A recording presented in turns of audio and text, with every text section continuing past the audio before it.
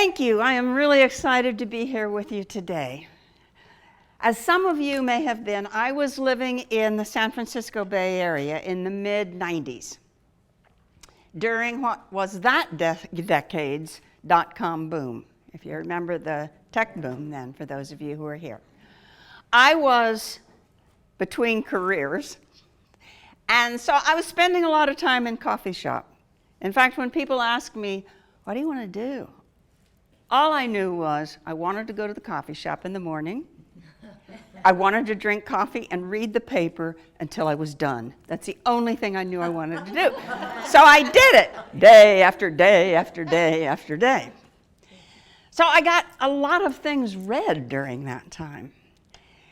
And what was happening, if you remember, there were overnight 20-something millionaires. Right? They were 23 years old and they had $1 million. So what they did was built what we then called McMansions. They bought these amazing cars. And as I kept reading the paper, some of them became very depressed. Been there, done that. Everything they'd thought they were going to do in their life, they'd done. Now, one could think, oh, well, poor baby. I actually felt sorry for them. I thought, Jiminy, 23 and your life is done? I mean, really?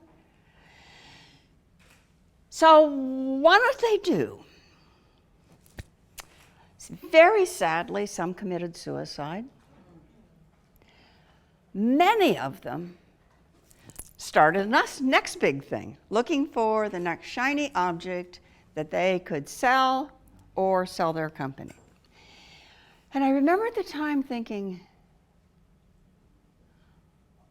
when will they know they have enough? And then I thought, well, when will any of us know when we have enough? So I've been thinking and writing about this since 1997. And I've been listening to stories.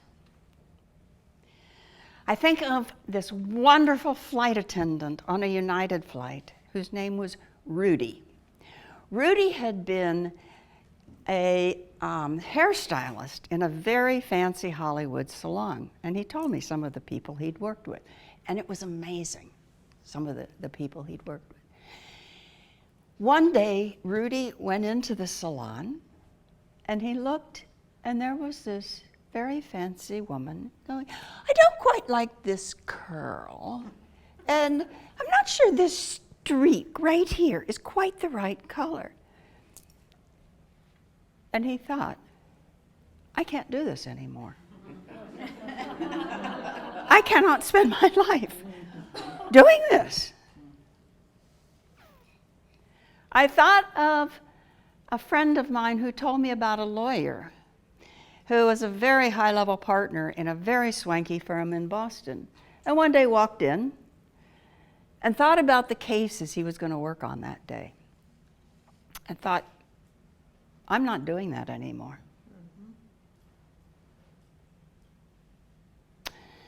I think about groups of people I'm talking with now about this. And one of the things one group of women and I discovered not too long ago was we spend the first 2/3 of our life acquiring things and the last third trying to figure out how to get rid of it. What kind of sense does that make? There are new circumstances now.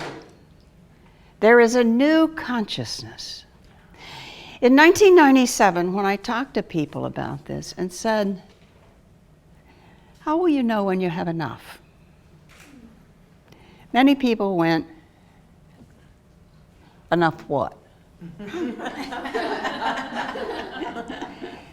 Now when I say that to people, they go, That's a really good question.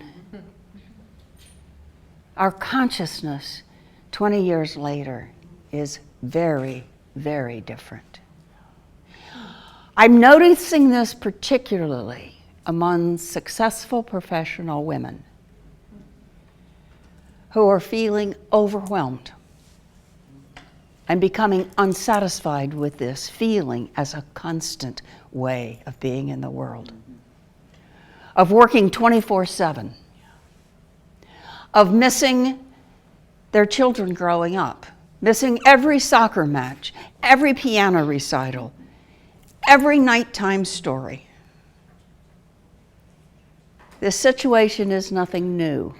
It may be getting worse with technology, but it's nothing new. What is new is the response of many women. As I said, there's a growing consciousness. It's a developing path of awareness, a way of being in the world, of exploring the answer to the question, how will I know when I have enough? And then doing something about it. Some of us may be feeling overwhelmed with places to be, things to do. We may be feeling stuffed to the gills with things in our closets and drawers and garage and basement and our off-site storage unit for more stuff. Whatever it is, at some point, we will probably get to the point of saying, okay, that's enough. And for each of us, that is our sign that this is enough. And we will take some kind of action, hopefully. Each response is unique. Many years ago, I had been in corporate for 20 years. Good job, making good money. I'd been thinking, I think I'm going to have to leave this. I'm just not very satisfied anymore. I'm just not sure about this. But one day, I'm riding down the escalator, and I feel like I have a wetsuit on. I don't know anything more binding than a wetsuit out of water. And I thought, I'm not kidding. I have to get out of here. So I figured that out, sold 90% of what I had, moved myself to San Francisco, put what I had left in a one-room apartment, and started my company, HeartCom. That was in 1996. That's why I was spending so much time in the coffee shop. So we'll all have our own unique response. It doesn't mean everybody has to leave a job. But what we do need to do is figure out how to make our life right. How to make it right for me and for the people I care about most. So let's take a closer look of what this might mean for each of us. What might be your sign of enough? What might be your wetsuit?